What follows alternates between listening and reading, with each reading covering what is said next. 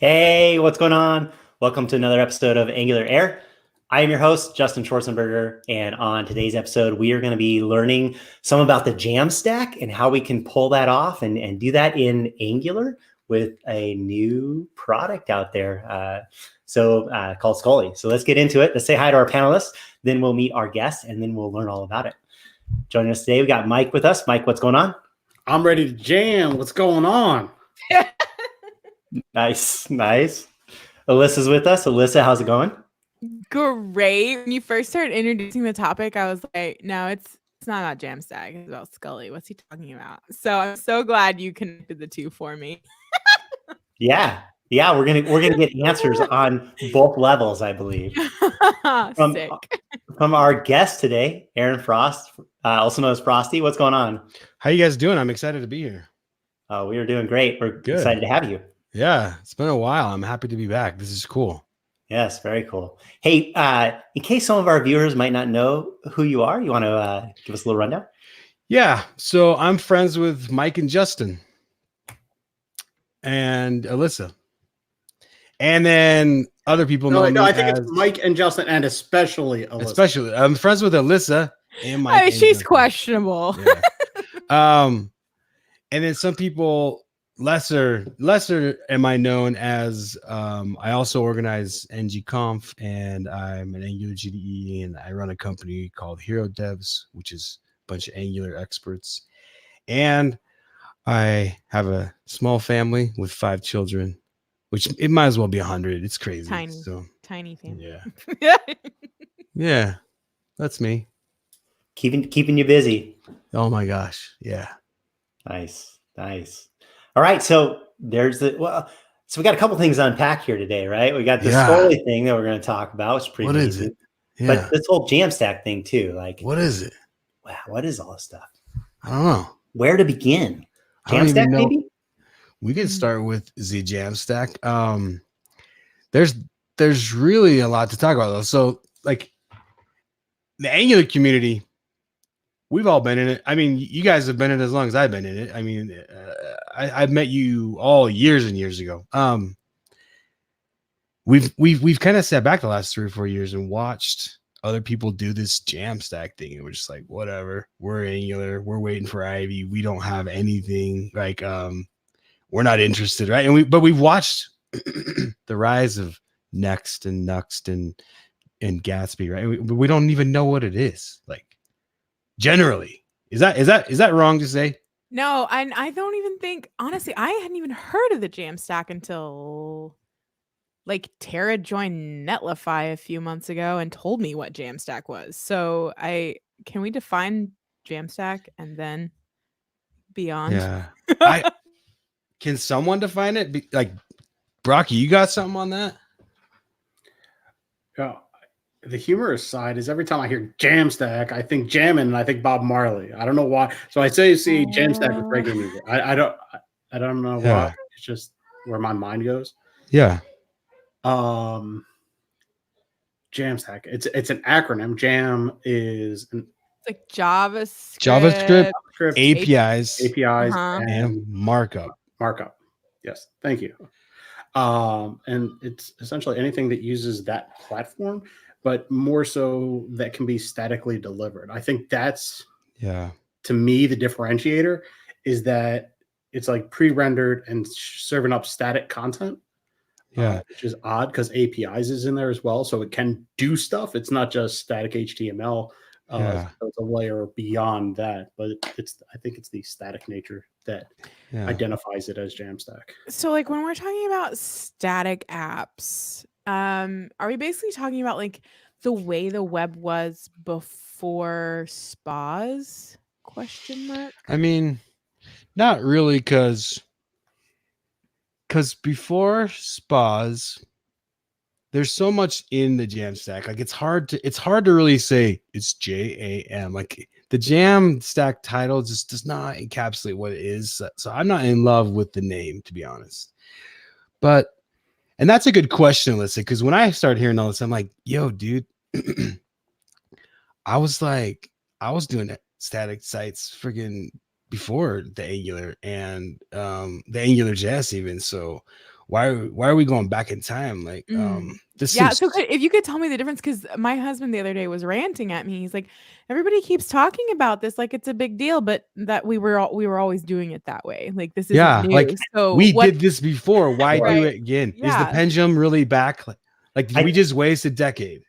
I think it starts with that, right? As you start to delve in what was the JAMStack, it starts with this concept of let's grasp the beginning. And the beginning is back in the day, we would have server-side rendered content sites, right?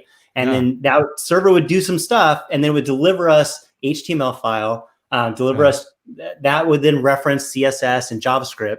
And then there'd be some interactivity on the page, right? But that would be the same concept that we used to have, which is kind of like a static at that point. And when it's in the client side, it's kind of all ready to go at that point. No spa, right? So it starts with that, but it's so much more. Right? Yeah. But I mean, even to Alyssa's point, back in the day, like if I clicked on a button and a modal was going to appear, that would do a full page reload and download the same exact HTML, but now with a modal on top, right? Like, so it was like that page was statically generated with a modal on it now.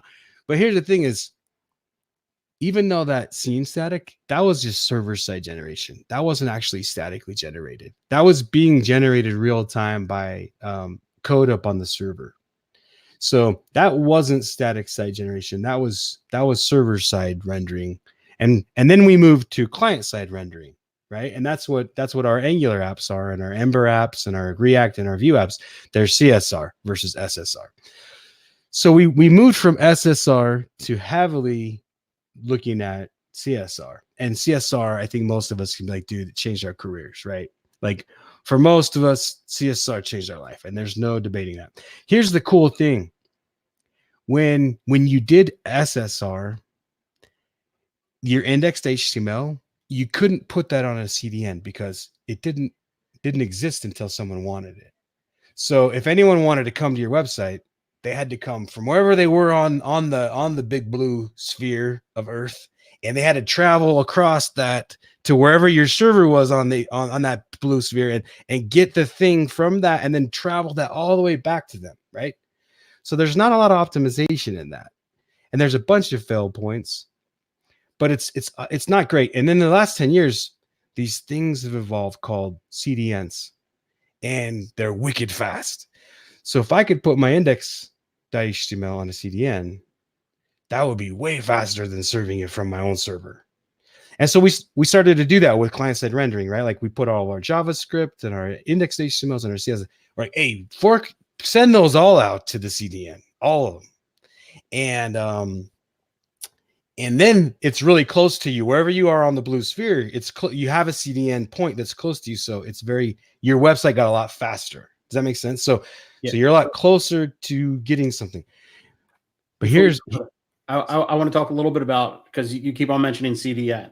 I think we need to explain, because some people may not be familiar exactly what that is. What is how CDN? it's advantageous. Yeah. So just a quick explanation. It's a content delivery network. And I think the main word that we're going to be focused on here is content, as we get further into this discussion today.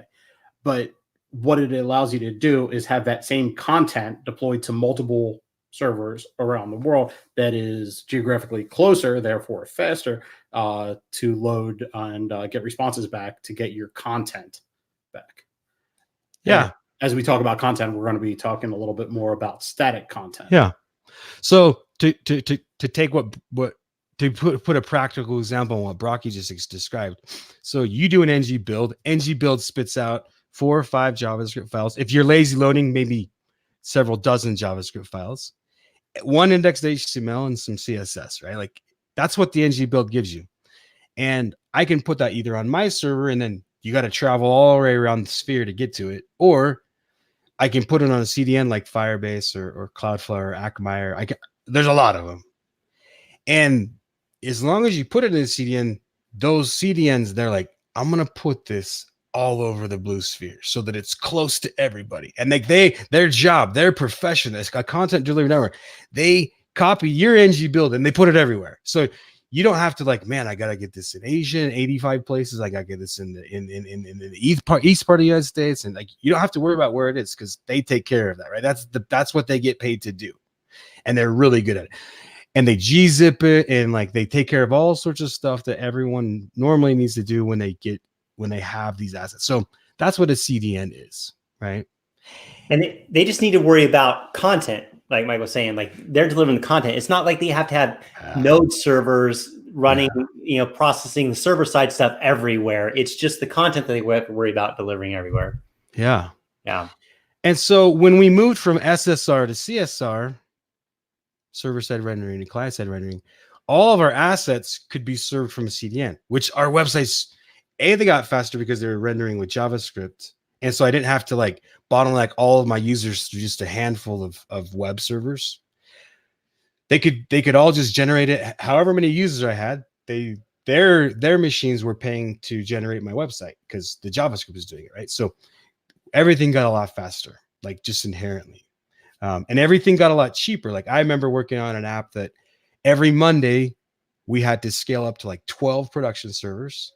And then on Tuesday, we could shut back down to 1 until next Monday. And so, but it wasn't just Monday in the United States. Like it was Monday starting where like the timeline ticks. And so like it was a bit of a mess to try and make sure we had coverage. But once we switched that to a CSR app, then we could run on one server all week. And so a lot of things got a lot cheaper and easier when we did that. But then we progressed. And we said, hey, mobile devices exist now and they're everywhere, right? And that's now kind of their default interface to the internet is their mobile device for a lot of people. Not everybody, but there are households that don't have computers and their only interface is their phone. And we decided, hey, 2, 3, 4 megabits of JavaScript and CSS, that's actually too much to put on a mobile device. And JavaScript frameworks, Angular, React, Vue, all of them, there's not an exception to this, what I'm about to say. They all make it very easy to ship way too much code to your user. Like they help you do not that, but they also inherently make it easy to do that. Like that's why they exist. And so someone came up with the idea of, hey, mobile devices have to download 4 megs or at least a meg of stuff before you can see anything, because these JavaScript apps don't have anything in them. Their indexed HTML is just empty. Am I right? Like in an Angular and a React and a Vue app, the body doesn't have anything in it besides one component, and that component gets rendered once the app turns on. Anyway, and so someone thought, I don't know who it was, they're smarter than me. They said, what if we pre-rendered that and we just save the pre-rendered HTML and CSS as a view? And that would only be about 20 kilobytes. Are you talking about like Universal? No, because Universal is still server-side rendering. I still have to travel across the blue sphere to get this stuff. So I'm definitely not talking about Universal. Universal is not JAMStack at all. Okay. With Angular 9, there's some features that help make JAMStack with Universal easier, but let's talk about that in a second if we can.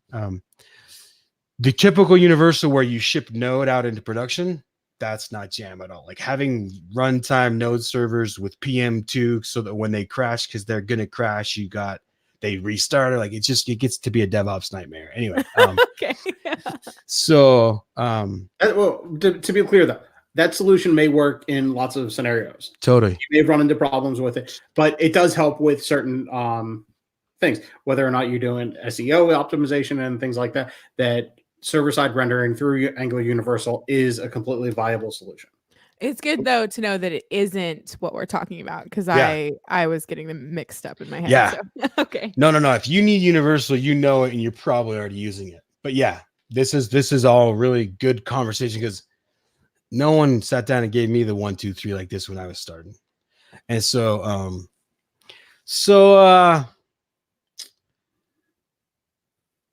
we were talking about something. I feel like I'm having deja vu with Justin right now. Something interesting. And you mentioned the idea of pre-rendering. Okay. So what exactly does pre-rendering mean? So if I look at your Angular app and I look at one of your views and I say, hey, I'm going to pre-render this. And rather than make them not see anything until they download all of the Angular JavaScript and CSS, I'm going to pre-render it. So as soon as they come to the index, they're going to get all this pre-rendered stuff. But then Angular is going to download in the background, and it's going to switch what they see with an Angular version of it. So it's going to take the pre-rendered static HTML and switch it back off for this real-time Angular app that we already know and love that we've been using for years. Does that make sense? But the benefit is, and this is a serious benefit, and this is one of the big benefits. It's not the biggest. It might be the biggest, but it's one of them. I just saw your app in 20 kilobytes of download versus a meg of download or 2 megs. And we've all worked on those clients where it's 2 or 3 megs probably, and so the user can start interacting with my app after 20 or 30 kilobytes versus thousands of kilobytes. So we're talking on order, like how much faster? You're talking 20, 30, 50 times faster to download this and start seeing stuff. So when you get on desktop, you're still going to see it, but it might be negligible. When you're on mobile, you will definitely notice a difference. Like there's no way you don't see this app was pre-rendered. So whenever I hear about this, I always imagine it's like providing something for the user to see before the Angular app loads in, but you just said and interact with. So if they start scrolling, what happens once it loads in? Does it jump back up to the top or? Yeah, it could be a little wonky, and you have to start making affordances for that in your app. Like maybe when you say, hey, when we pre-render, maybe we pre-render to this point, right? And then we stop because we don't want any of that janky interaction-ish that can happen when you're in that scenario, true? Okay. And so you get to tune your pre-rendering story. Not every story is the same. Okay. And imagine Alyssa, me and you, we've talked about this like a dozen times. We're going to open a business to sell donuts, and we have our donut website, right? And we have a shopping cart. Everything on our website we can pre-render except for the shopping cart. So there's pieces that you say we don't pre-render that because I don't know what Justin put in his shopping cart, right? And maybe this other person, they don't have anything in theirs, and so I can't pre-render the cart. I mean, but I can pre-render the rest list of it. Of donuts. I don't know if anybody wants to see that. Put chocolate old fashions in there. Just preload it with that. You're good. Yeah, you got it. Okay, no, that totally makes sense, Frosty. Yeah. So everyone tunes their pre-render story. You say, hey, in this scenario, why don't you ngIf that out while we pre-render it? And then when the Angular turns on, that Boolean needs to be a true, and we'll ngIf it in. Okay, so who is Scully? How does it plug into? I know I'm horrible. Alyssa, the truth. All I know is Scully equals static, and I'm like, I don't need a static website, so I don't need to learn about Scully, and that's where my story ends. The truth is out there, Alyssa. Have you ever watched it? Do you know the X-Files? You don't know. All right. Oh, you're talking about that Scully. Yeah. The truth is out there. Dana Scully. All right. As a kid, Dana Scully was a really important character. I loved that show a lot. And she's also one of the many power female protagonists that we all have examples of nowadays. And Scully was one of the first, and I loved her. And so I thought she was you're saying she's a protagonist in that story? You're not an antagonist. She's a protagonist. She's the person you're rooting for. Yeah. She's totally the hero. Her and Fox Mulder are the heroes of this story. Yeah, totally. And so when it came time for the group at Hero Devs to name our product, we're like, hey, we're calling this thing Scully. Anyway, so Scully is a way for Angular developers to do what we're talking about, because it's not very easy to do. And we've watched as Vue and React communities have been like, hello, we're all in. Let's do this opening. Let's do it all day long. And we've even watched as many of our fellow Angular developers have been like, yo, I just want to do my blog with Markdown, and Angular got 0. I'm out going to the Gatsby. And we've watched a lot of our buddies, and they're still Angular developers, but they're like, I do all my blog stuff in the other thing because the other thing has the things that I need. And specifically it has Markdown support. Angular hasn't had this stuff. Oh, and it has pre-rendering support. And Angular's like, well, pre-rendering, hashtag, what is it? Hashtag sounds cool. Hashtag, cute. Like, and we don't know what it means. And so like we're having this conversation and people are learning because they don't know. And so we largely haven't really cared. Now is the time that we care because now we have two really good options for this. And we're going to talk about the big one, which is Scully right now. So one of the things that I really like about this solution, because we've talked at length about this, is that it's not a universally applied concept. You don't have to do it wholesale. Yeah. It doesn't have to be everything. The shopping cart example is a really good piece. And I think people need to be aware of this tool and what it can do for them, but at the same time, realize that it's a tool that you may or may not use within your application.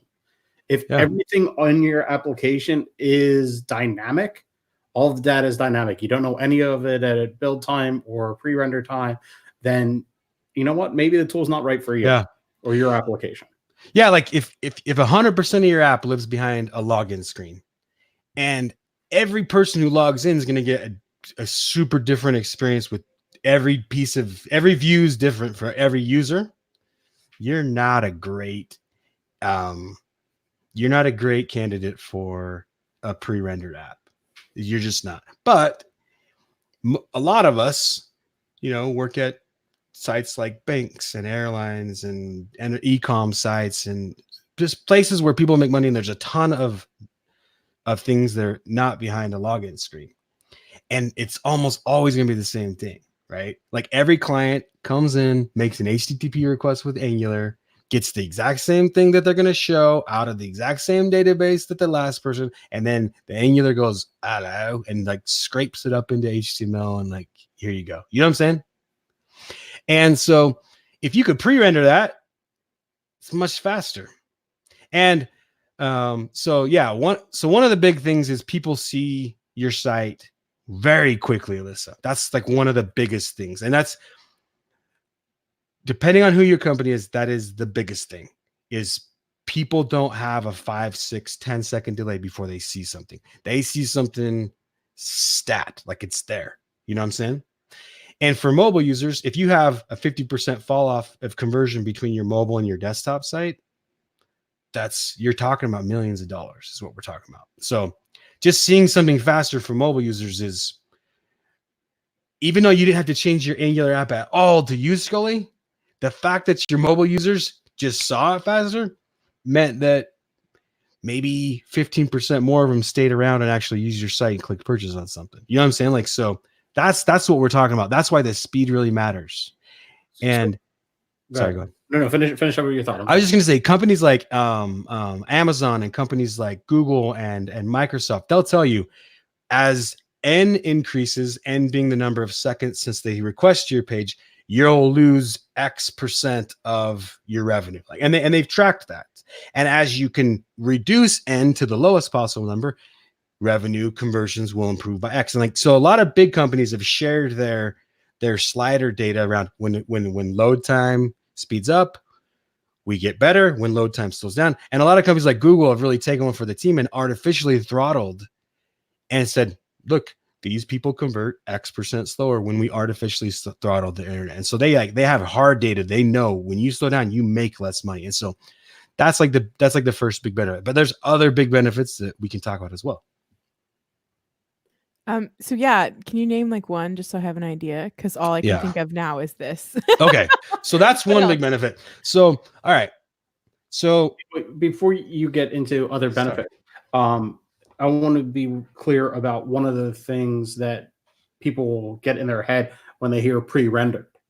And we're talking about static content that gets delivered, but that's just for initial load. The Angular application that you're writing actually gets booted up and the JavaScript gets loaded, and you have that dynamic nature of your application with the benefits of loading static content and of having static pre-rendered data there as well. Yeah. Because I think some people have that notion of, oh, well, I'm just pre-rendering the application and all I'm getting is static HTML and then full page reloads on it. Yeah. So it's not an Angular app anymore. Like that's the question. So where did Angular go? I need my Angular because I need the modal and I need, it is still the Angular. It goes from static to Angular and you didn't have to do anything. That's the magic. It goes, did you hear it? No, do one more time. That's the noise it makes. You can customize that noise, but that's like the noise that makes on the client's Is computer. that like a MIDI that ships with our sites? It's crazy. NPX Frosty Noise. It's on Yeah. out on NPM. Or You know, it is about time we started bringing audio back into the web. Yeah. Maybe, I don't know. No, we need it back. We totally need it back. So anyway, that's to Brocky's point, it got pre-rendered, but then Angular turned on and it's Angular still. So, and then when you go from the first route that they loaded to the second route, that wasn't a full page though. That was just Angular doing its routing thing. So it's just for that initial page load thing. For now, that could change the second and third routes. That could change, but for now, it's still just gonna be Angular. So yeah. Anyway, another one of the big benefits I want to talk about, Alyssa. When people use Angular Universal, one of the really cool things they can do is they can make an API call on the server and they can get some data. And then as they pre-render this website, they can embed that data into the web page and then they ship it down to the client. So the client gets the fully rendered, pre-rendered HTML Angular page, right? And then once the Angular turns on, it doesn't actually have to go back to the server to get that data.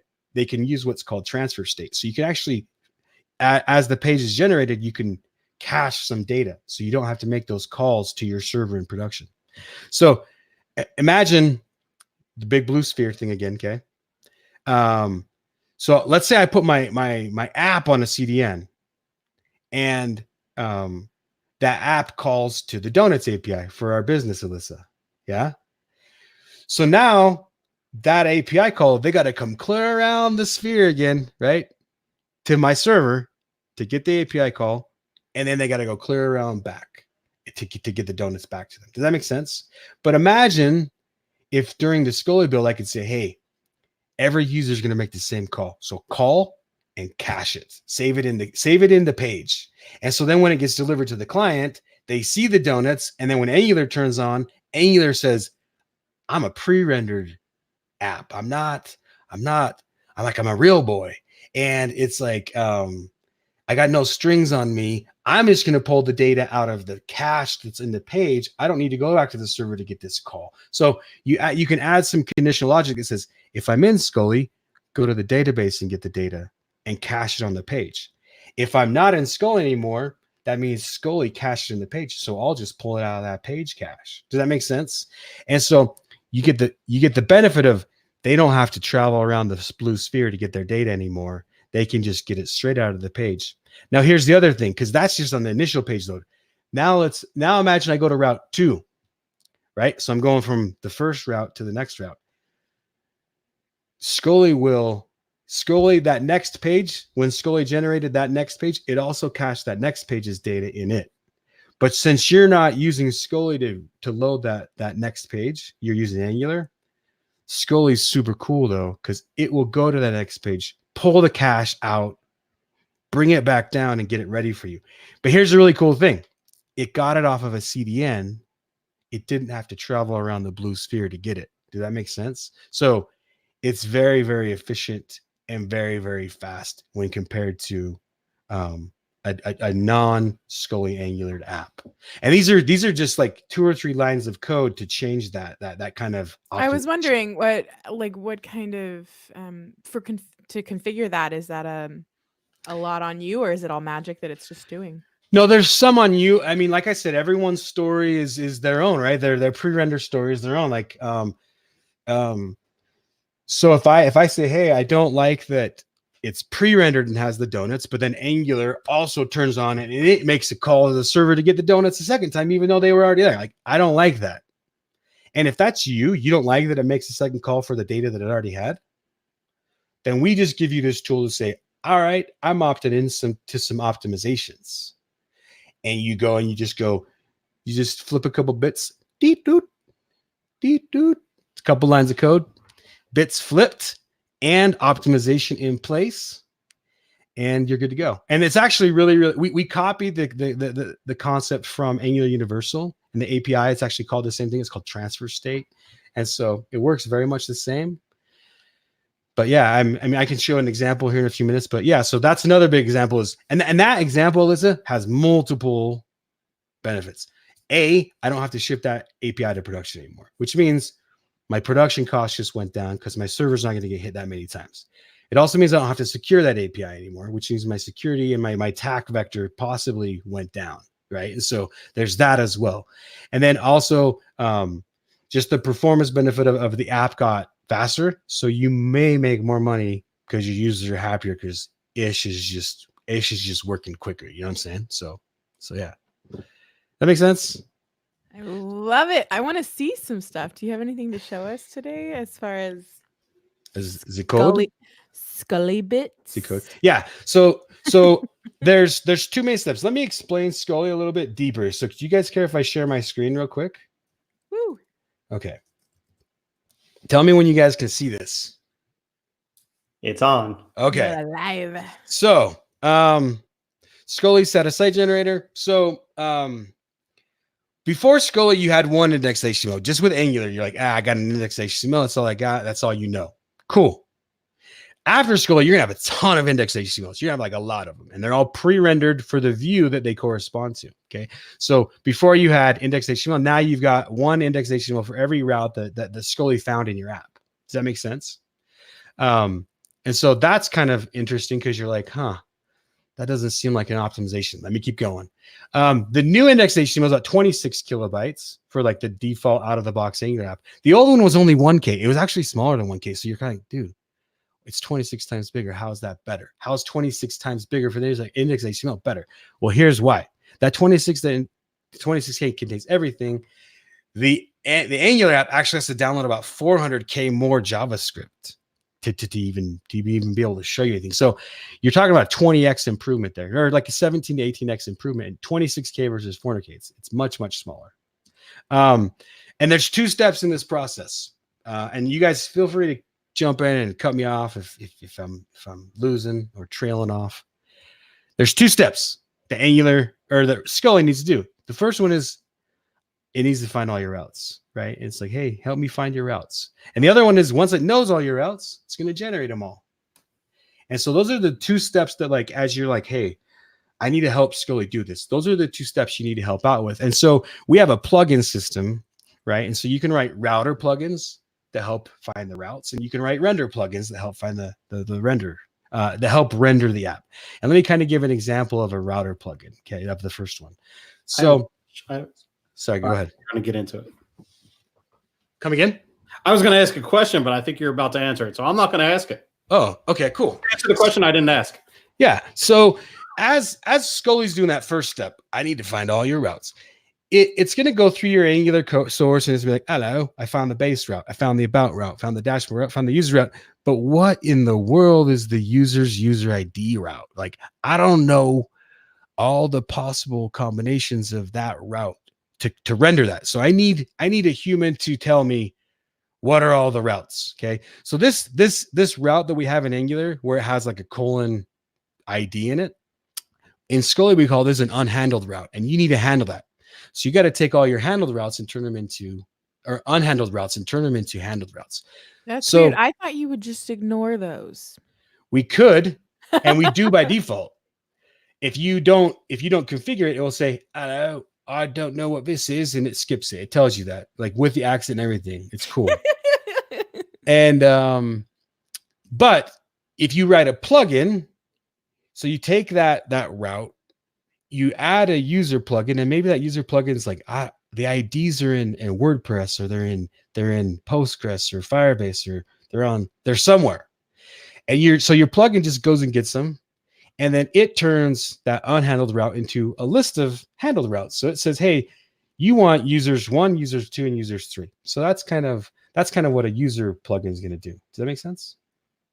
Or that's what a route plugin helps you do. It helps you teach Scully to resolve your routes with the parameterized data inside. But the end goal is just a file with a list of all possible routes. Yes. Yeah. So that's your first of the two steps that Scully's trying to do. Your first one is, I got to teach this thing how to do all my routes. And so, yeah, you're giving it an assist to find out all your different routes.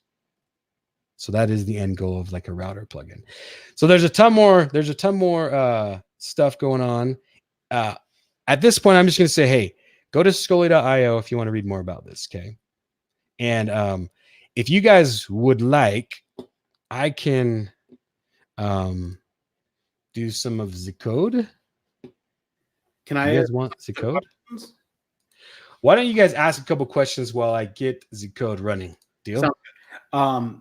First of all, you did answer the question I was about to ask. So good job answering the question I didn't ask. Yes. Secondly, at what level do you configure Scully? Is it at a repo level, an application level, at a potential library level? And the reason I ask is that if I generate, say, a feature module that has all the user stuff within it, and I want multiple applications that have this functionality, and I want it all to be pre-rendered, is there a way to write it so that that Scully configuration or that plugin can be shared alongside with a library, or is that not a thing? Yeah, I mean, the plugin config, the Scully config is just it's just JavaScript file, it's just a .js. So if you have some configuration that you're like, hey, I need to share this between 3 apps that are all using this features stuff that Brocky wrote, you can share that out as a file that as like a lib that all people who need to build their 3 apps with Mike's feature stuff can all use the same Scully config. And you can share your bits the same way you share your Webpack config bits. It's very, very similar to the Webpack config. Like if you understand what a Webpack config looks like, okay, then you're going to understand what a Scully config looks like. It's very, very similar. That makes sense? Okay. So roll back. But I don't have to. True. Yep. True. All right. So let me roll back a couple changes real quick. I'm gonna delete these as well. Remind me what the slide said. There was 2 steps. First one was routes. Second one was rendering. Rendering. Yeah. Okay. So all right. So let me share. Hold on, I gotta delete this. I have another question for you. Okay, go ahead. So one of the things that you mentioned that these people in the Angular community were leaving Angular for their blogs to use Gatsby or something else similar for just their blogs, even though they are Angular developers, was the ability to render Markdown. Okay. That's something you okay. Is that something you could handle, Mr. Disappearing Act? I was just kidding. Right, he stepped away. He's gone. He doesn't love us anymore. He wanted us to field this question. Okay. So does it help that I was asking a question that I knew the answer to? Yes, it does. It does. Oh my gosh, answer it already. I want to know. So the ability to render Markdown does come packaged within Scully. It's one of the plugins that comes.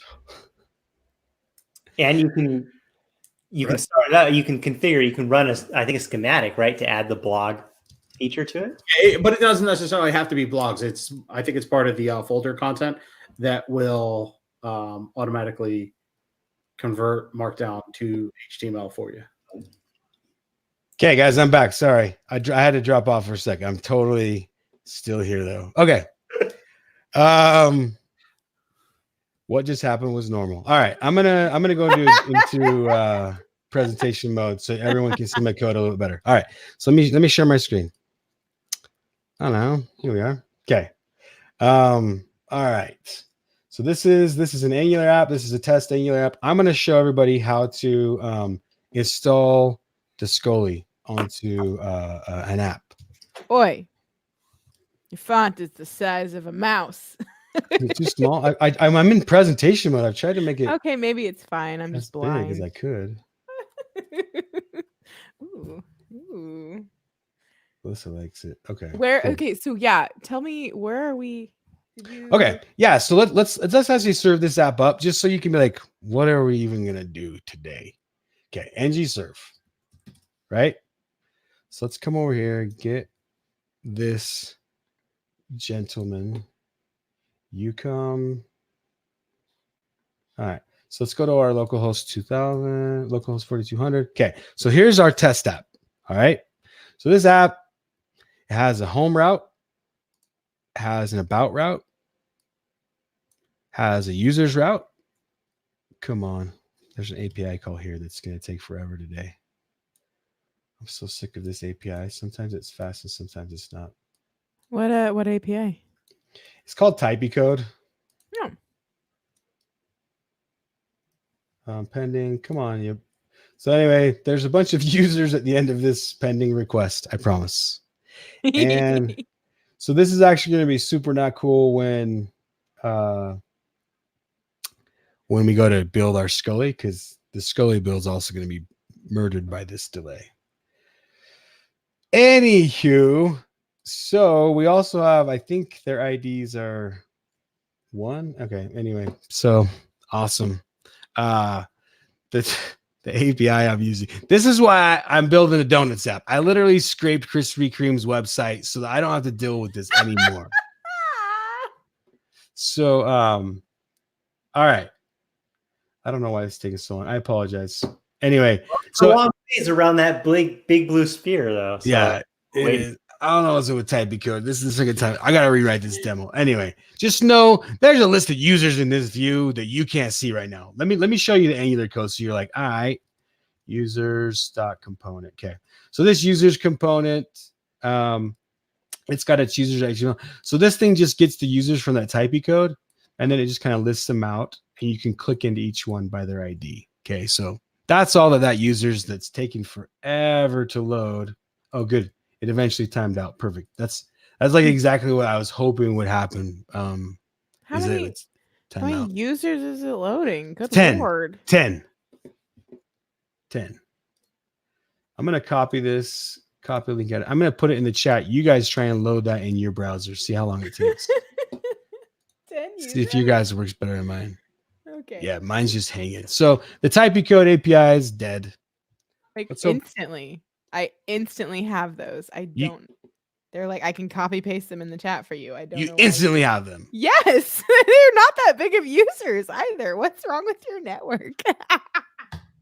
Sorry, kidding. Oh, there. Okay, let's refresh. Come on. Are you serious? Alyssa's just works. Mine doesn't work. I know what it is. You badmouth typey codes API so many times. They have you blacklisted. I love them. I use them. Maybe I got deeper. I don't. How many times do you run this demo? Maybe too many. No, dude. Like today, like 0 times. We're at a total of 0.1. He's like daily. I'm only pinging him like 200 times. What are you talking about? Like, all right. So it's literally like 30, 40 seconds for me. What do we do? Do I turn off my here? Let me turn off my Wi-Fi, maybe because I have a hardwire. Okay, I was like, wait, don't turn it off. Quick, ask him a question before he goes away. I turned off the Wi-Fi.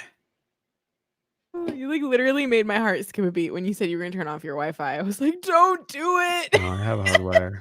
I don't know. Okay. Let's just so that this podcast isn't a total fail. Let's just pretend it's working. Can you guys pretend with me? I'm with you. I see those users. I'm good at pretending, so let's do this. Okay. So there's a list of users right here, and you can see them all. And the first one is named Leanne. Cool, right? If we click on Leanne, it takes us to Leanne's page. This is the app that we're going to pre-render, okay? So let's walk through this. The first thing we want to do is we want to add Scully to our app. So we made a schematic. So you're just going to say ng add at scully.io/init. So that's there. Okay. So I'm going to run this, and everything else in the world is fast besides typey code. Right, computer? Oh, dude, is it because I'm sharing my screen?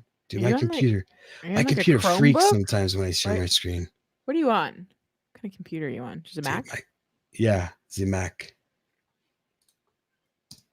Oh, I didn't hit enter. There we go. Okay, cool. When you hit enter, like that's part of the things that you have to do in to set it up is you have to enter eventually. You were asking a lot. Yeah. Anyway, okay. So what it did is like, hello, I'm adding this in. I'm giving you the Angular 9 version instead of the Angular 8. Adding some polyfills, but I'm skipping it because it's already there. Doing a couple updates. It updates your package, your app module, because it has to add a dependency, a global dependency for Scully in there. And then it just says the most important part is it made your Scully config. Okay. So I'm going to show everybody ye old Scully config. So if we open this up and we say, hello, what are you? So here's your Scully config. Super simple. I was expecting a lot more. Super non-intimidating, right? Yeah. Let's try it. Okay. So let's do this. ng build. Before you run Scully, you have to do a build. And then we'll say npm run Scully. And Scully is going to take this config and pre-render your website. So I'm just going to do this live. And it's going to render all the views except for the ones that have the user ID in them. Okay. And it's going to tell us that though. It's going to say, hey, I don't know. I'm out. I don't have what you need me to have. I'm out. You said it just like skips it by default. Yeah. So Okay. it's like, hello in orange. I don't know. I'm out. Skipping. Okay. But it's rendering, and now it's rendering probably the user's route, which is why it's taking so long, because the typey code API.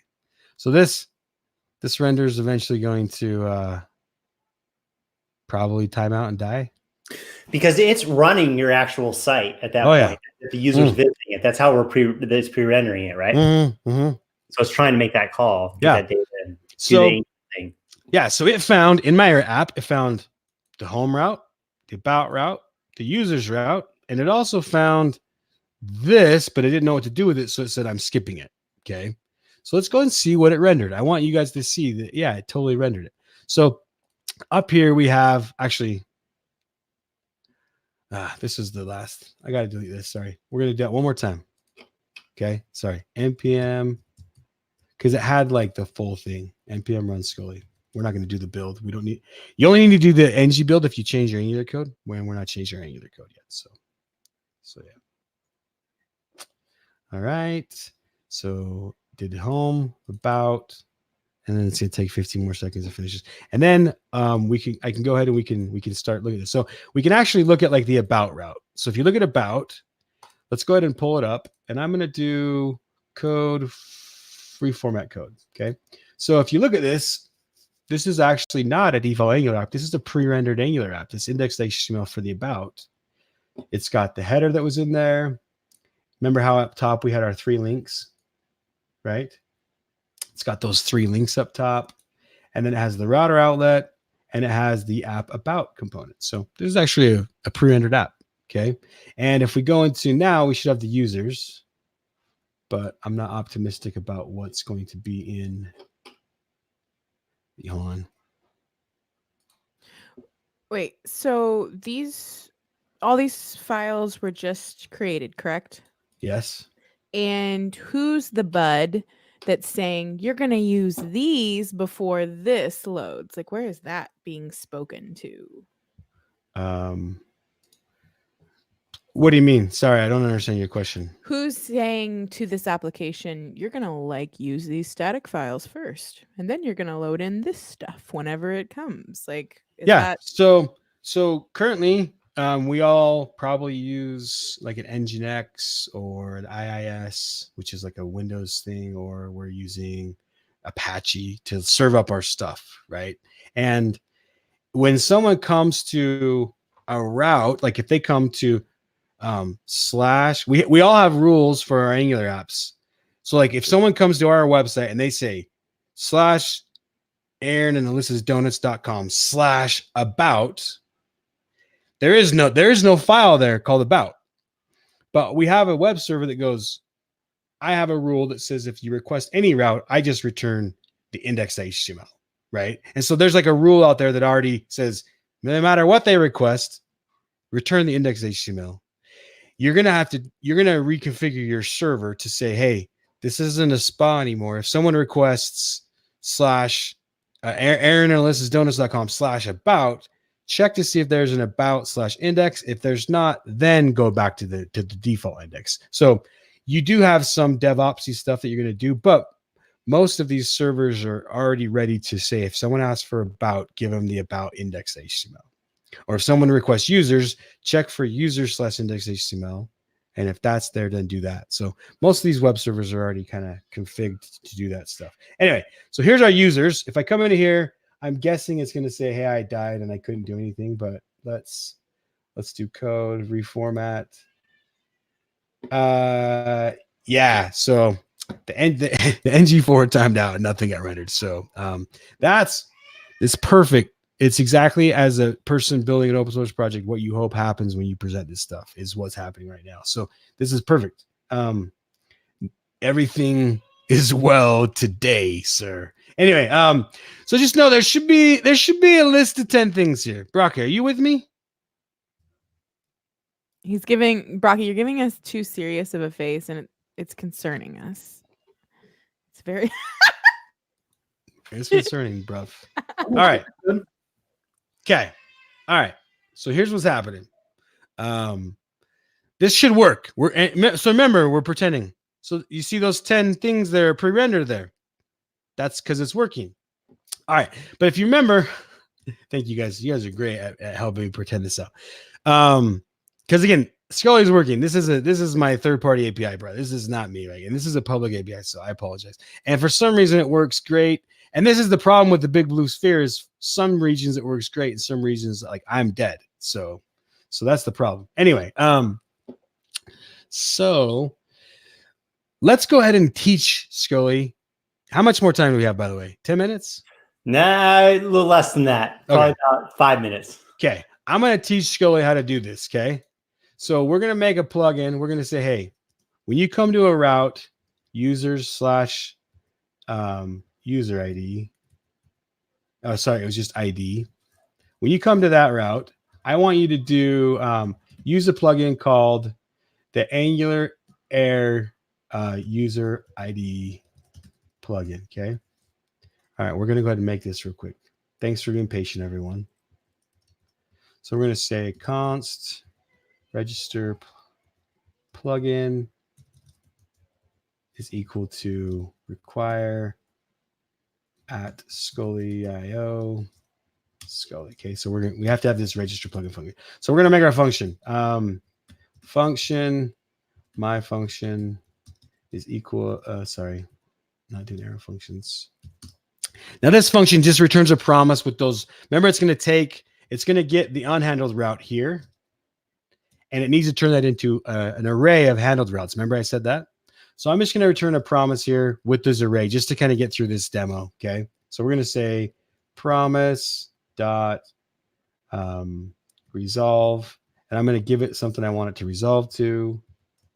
And we're going to say route is equal to users/1. And we'll say 2, 3, and we'll say 4. And we can go all the way up as high as we want. 5. I'm just gonna delete them because Justin's like, dude, you run out of time, don't do it.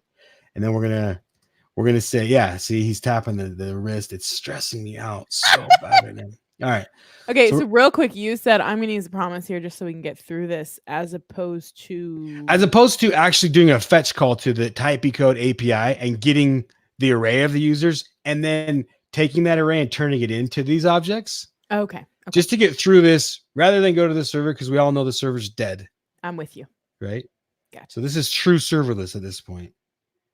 It's not true serverless. There's no such thing. Anyway, okay. So let's go to register our plugin. We're gonna say, hey, this is a router plugin, and it's called what did I call it? The AA user ID plugin. Okay.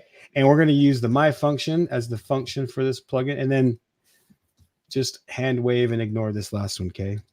It's a validator function. Just ignore it, please. Thank you.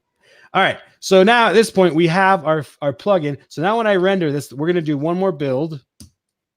And this time it's not going to give us that, hey, I didn't find the thing about the place at the time with a guy and just skipping. It's not going to give us that. It's going to actually see it, and it's going to try and render it now. Okay. So it's going to these are all going to time out, but we're going to pretend that they worked. And but you will see it's going to render 1, 2, 3, 4, and 5. And that's just because that's how easy it is to teach Scully. So if you can make a promise that can return these objects, and you can also call a server that can return a thing that you could then map into an array of these objects, then you're ready to make Scully plugins. Okay. So yeah, there we go. Okay. So here's this thing. So it rendered all the apps. If we come up here into users, hey, guys, here's your app, code reformat. And the good news is that it didn't render anything. So this is perfect. This is exactly what we were hoping. Because we're still pretending. The API is dead. That's all that we need to know is the APIs are dead. So, but yeah, so you guys can see this worked. If the API was working, and I'm sorry I had no foresight. Hopefully the users are as forgiving as you guys, because man, there's sometimes these live demos, dude. Especially when you depend on a third party, you're just basically asking to get baked. So, anyway, so if I had the donut site, a competing donut site, Schwarty's Donuts, and I wanted to pre-render my pages for the 5 awesome donuts that I want to offer, but those 5 donuts I keep in a catalog in a database somewhere else, I could build this plugin, say, here's where that data is, run it. It would go at the time that I pre-render or pre-build it. It would say, oh, give me the 5 donuts that are in the database right now from that call. Those are the ones that I want to pre-render in terms of the routes. Yes, and you're going to need more than 5 donuts to compete with a listen. But yeah, we can totally do. They're the 5 most top ever. Once you have one of these 5 donuts, then you need the other 4. Okay. It's like in and out. We only sell a couple of things, but we're busy all the time. So here's the cool thing about the plugins is it's just promises. Like like Gatsby, you have to learn GraphQL to kind of integrate with it and like make requests to the backend. With Angular, we don't care. You just make a call. Don't even make a call. Use an NPM module that makes the call. We don't care. Just give us a promise back when you're done. And all NPM modules that make calls are going to give you a promise back anyway. So your plugins are going to be just a few lines of code that probably use a third party. Like let's say Justin's scenario, it's in Contentful or it's in somewhere else. Justin's just going to make a plugin that goes call Contentful, this collection and give it back to me. And then do a map into these objects, and I'm done. So he's going to have like 3 or 4 lines of code for his plugin. The plugins are extremely simple to write. Now, is the place that you put that plugin? What file was that? That's just in your Scully config. Yeah. Is that proper? Are we fine with that, or do you like? Yeah, I mean, us put our plugins elsewhere. Anyone who's done a Webpack config, you've seen your Webpack config go to a monstrous size, right? An irresponsible size that you never should have ever let it get that big. And then you start to break it out into separate files. Scully configs going to be similar. People will start doing this inline stuff, and then eventually they'll move this whole section out into another file, and then they'll just require in the plugins that they need, and they'll be done. So yeah. But yeah, these Scully configs are pretty simple. So I just want to let you know, I refreshed on that JSON placeholder typey code one, and it took like 1 billion years to do the second call. So I'm wondering if it's like anything after the first one. All right, let's tempt fate because it's working fast for me now. We're tempting Z fate. Here, let's try it. No. Users? No. Dead. Sorry. In my other tab, it's fast. So, okay. Nice. So I've showed you not to use typey code, and I've showed you how to use Scully.